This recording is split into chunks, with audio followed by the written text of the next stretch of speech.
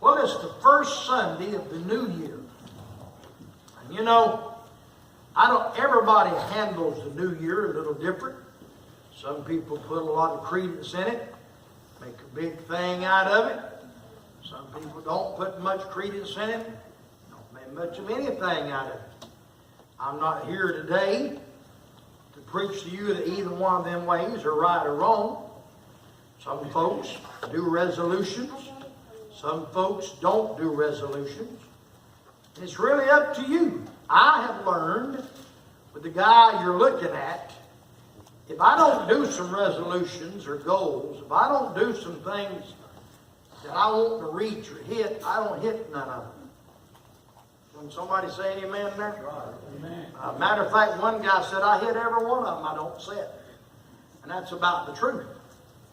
A new year, though, is just, there's something different about it. You know, when it's getting ready to come in, you start, I mean, not everybody maybe, but a lot of people start thinking back to the old year, and you go back through the year in your mind, and you try to figure out what kind of year it was.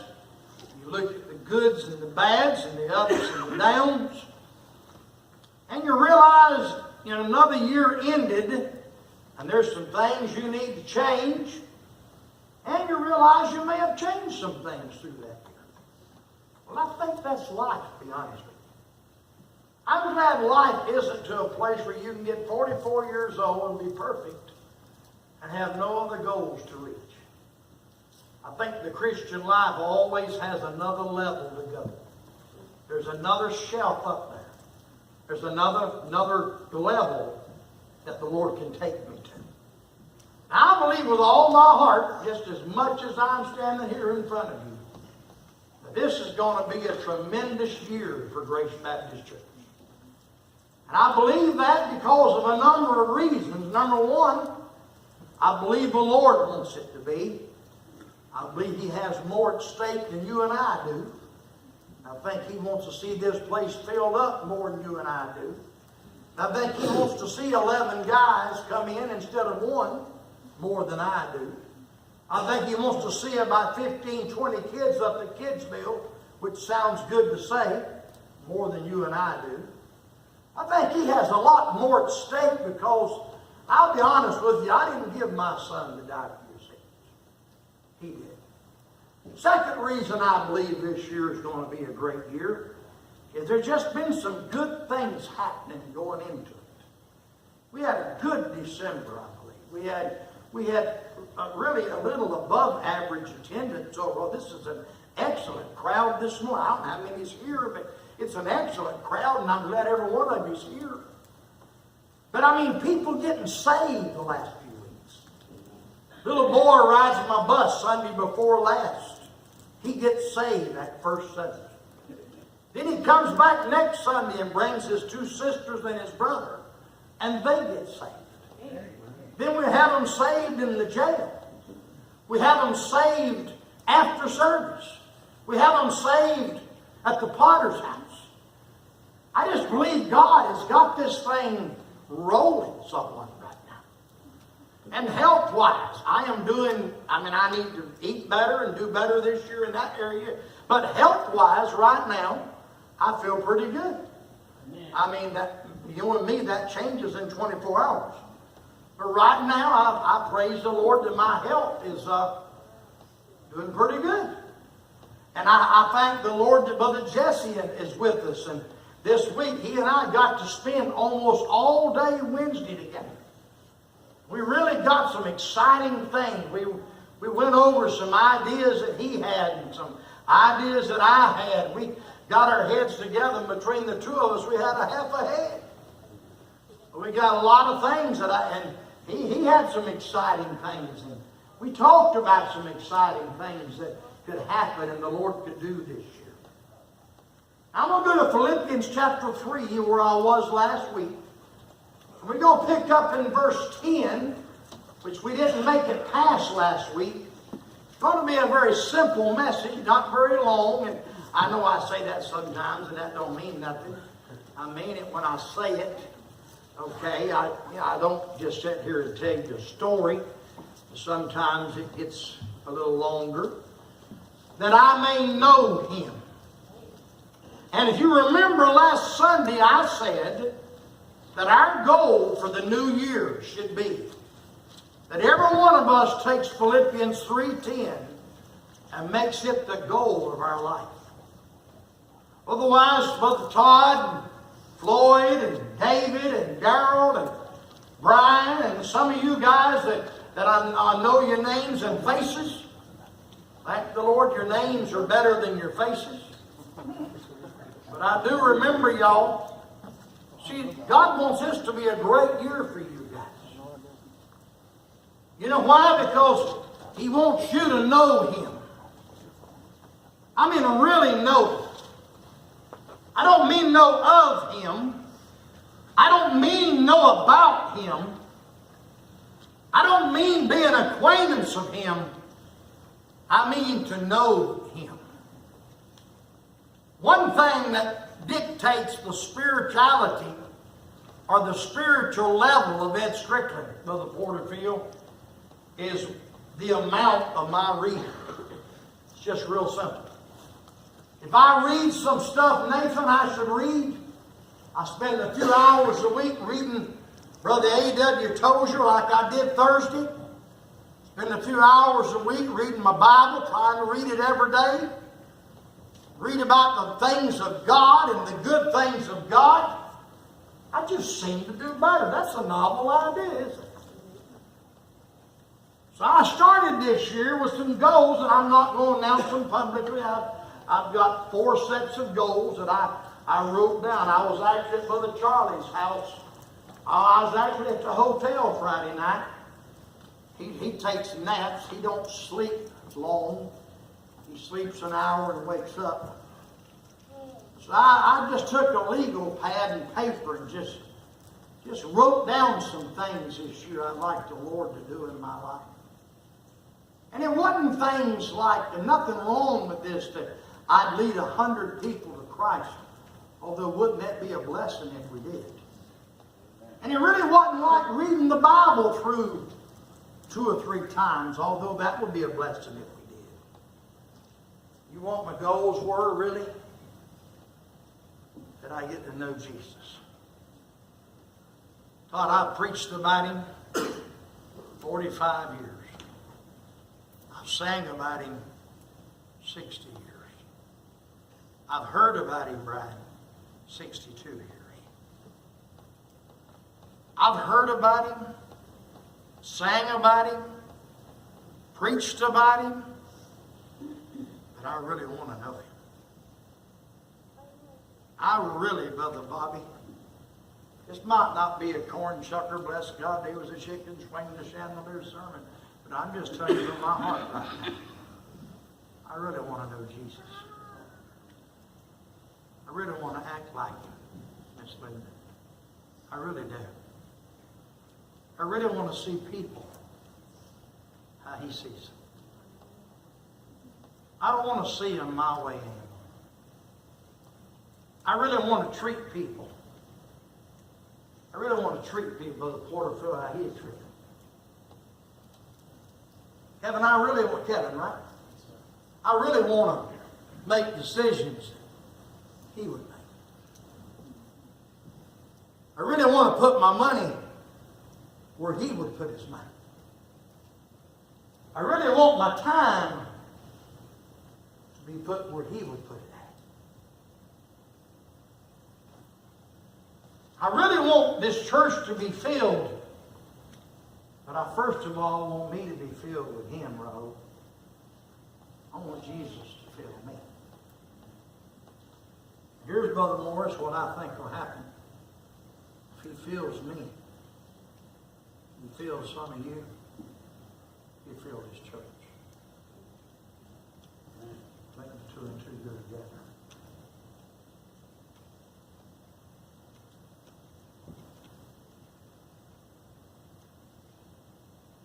And I may know, I may not get off of that again. And I may know. I've told you a little bit about Brother Charlie. I don't mean to make it a central thought right now. It's the central thought on my heart, I'll be honest with you. It's rattled me since I started thinking about it, the sincerity of it last week. It rattled me when he said to me at 3 o'clock in the morning, Ed, when you leaving? I said, Bud Charlie, I'm going to leave in the morning trying to get home. He said, would you please stay? He said, I'd like to have you around. I said, sure, I'll stay. I said, I ain't got no dress clothes. He said, that don't matter. He said, I'll wear my Georgia Bulldog shirt to the funeral, you can wear yours. You know what he did? He wore his Georgia Bulldog shirt to the funeral.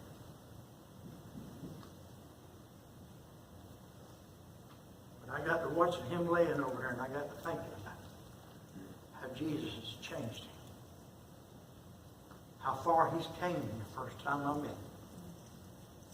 And I saw all them hundreds of people yesterday. Hundreds, Brother Al. Hundreds. Piling into that funeral home. The hallways were full. The extra rooms were filled. The parking lot was filled. It wasn't because of Charlie or Laura. It was because they knew Jesus. Amen. That's why it was. I'm tired of acting like Ed. I don't like Ed. I really don't. I like parts of Ed, but I don't like parts of Ed. I'd like to be more like Jesus. My goal this year is to be like Jesus. Well, let's read the rest of verse 10 real quick, because to know him, there's some other things you got to do. Let's look at verse 10 here. That I may know him, and number one, the power of his resurrection. Let me tell you what Grace Baptist Church needs. We need more organization, and we need more people, and we need more of this, and we need more of that. But what Grace Baptist Church needs is the power of a holy God that can touch and reach hearts and sinners like we can't touch and reach. Amen. We need the power of God to fall on this service, not flesh. Not old flesh music and half-naked girls or dresses or this or that. We need worship. We need to know Jesus. We need to sing the songs we've sang. Amazing Grace, how sweet the sound that saved a wretch like me. I once was lost, but now I'm found. 'Twas blind, but now I see. We need to sing, there is a fountain filled with blood, drawn from Emmanuel's veins, and sinners plunge beneath that flood. Woo! Lose all their guilty stains. These guys at the Potter's house, they don't mind me saying this. They've messed up in their lives. They've made bad decisions, but like Miss Joanne said, which one of us haven't? Have you ever messed up in life? I have. Have you ever made a donkey of yourself? I have. Have you ever thought things you know was wrong and though nobody ever knew it? You might not have drank a can of beer or shot something up your nose, or you might not, but you had a wicked, evil thought. You ever done that before? Let me see your hand. You ever had bitterness and hatred towards somebody that controlled you for a while? I have. The power of his resurrection. And then it says, and the fellowship of his sufferings. Let me tell you something. These television evangelists, not all of them, but a lot of them will tell you, get saved and trust Christ and come to church and pay your tithes and wonderful things only will happen to you. Liars. What I see in the Bible is God's people suffer a lot. Amen. Because suffering makes you tougher. Suffering makes you depend on Christ. I don't know what they're going to do with a child if you don't understand how bad he is right now. He and I went to the mall the other day. I picked him up. I met him at the mall. And my mom's Sunday school class, the ladies' Sunday school class, they gave me a Christmas gift, a $100 gift card to J.C. Penney's. So I didn't have any dress pants with me. He had already asked me to stay till yesterday. So I went in there, and you just have to watch him like a child almost. And I lost him for a minute. I couldn't find him. He was just standing there. I could tell he was upset. And I got to him, and we got going in the right direction. But I just sat there all weekend and thought, what are we going to do? What are we going to do?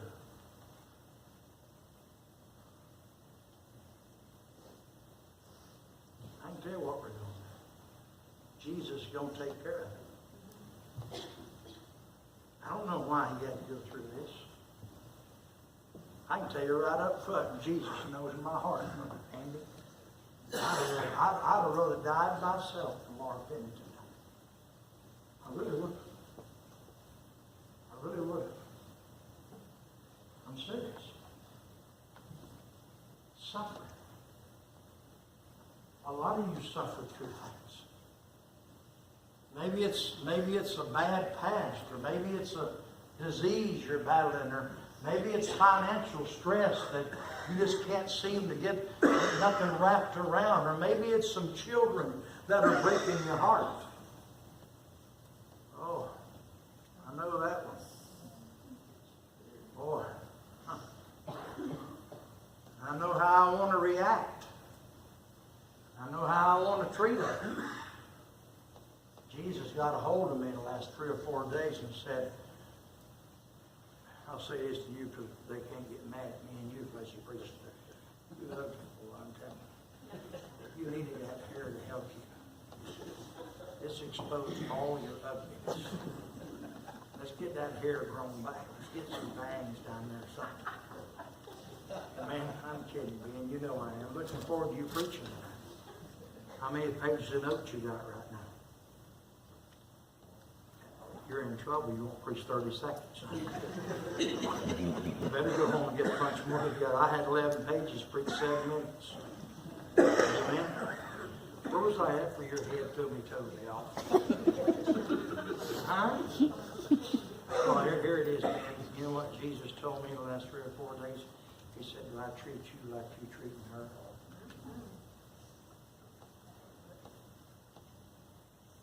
Do I treat you like you're treating him? Do I treat you like you're treating them?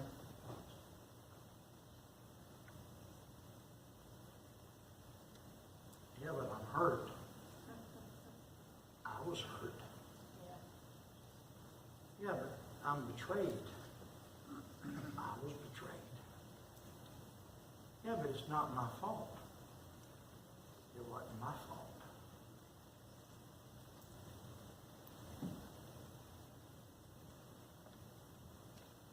Power of his resurrection.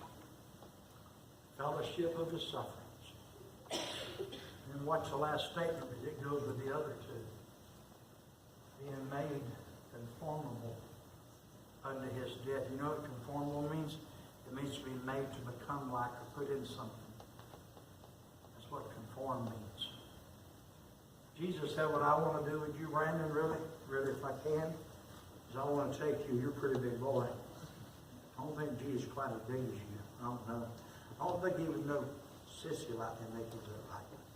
Couldn't be no sissy and run a bunch of men out of the temple like he did with whips and all. Amen. Somebody say amen. He wasn't no effeminate sissy, so I don't believe that at all. But he wants to take you and put you in him. And him in you. And I think in 2018, if that happens, I think in 2018, if I realize that Jesus said, your own family doesn't come ahead of me. Don't tell me that because it doesn't. Jesus comes first. Jesus' family was outside one day. Remember that time? And they said, your brothers and sisters are outside. And what did Jesus say? He turned to the people and said, you're my brothers and sisters. You're my brothers and sisters. You're my family. Everybody's my family. I think if we worked and let him work on us in 2018. And I think if we forgot our reputation and our pride, I got my feelings hurt a couple of weeks ago. I did. I really did. And it kind of bothered me for a day or two, and I was kind of thinking about why my feelings were hurt, and I was kind of, you know me, I was mully grubbing, and, you know, nobody loves me, and they should have done this or that, and nobody did this. And it's like out loud, Brother Joe, I said to myself, that's stinking flesh. That wasn't nothing but my pride, Brother Joe. That's all it was. What does it matter because somebody left you out? What does it matter in the kingdom that you didn't get the attention you should have got? What does it matter that somebody else gets the glory and a little praise maybe? What does it matter if the Lord chooses to bypass you here or there and use somebody else that you don't think should be used? What's it really matter? I thought it was all about His kingdom. But seek ye first the kingdom of God and His righteousness. And all these things, Chuck, shall be added unto you. I talked to Jennifer, Charlie's daughter, last night. She called me and she said, Uncle Ed, she said, he wants to know where you are. And I said, I told him where I was going. I told him I'd be gone in a couple of days. She said, Uncle Ed, you got a church to pastor and appliance business to do. She said, you can't be taking care of my daddy. And I said, you watch me.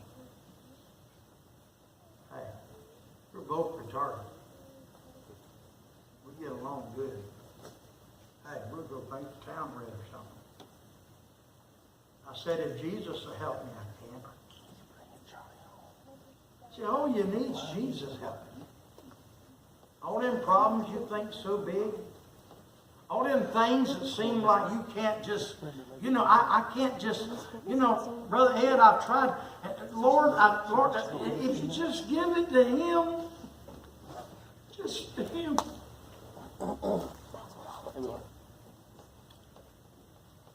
I read all weekend a book by A.W. Tozer called The Crucified Life. Whew, boy. And every time my flesh would try to rise up, Spirit would say, guess who that is? I didn't say it's going to be easy. It's one of the hardest things you'll ever do in your whole life. And I got a feeling in 2018, if we make our main goal to know Him, just to know Him, just to know Him. I mean, really know Him. Know Him to the place. Know Him to the place that when you get ready to make a decision, you know what He would do. You get there, business is picking up. That's my challenge for 2018. Let's stay.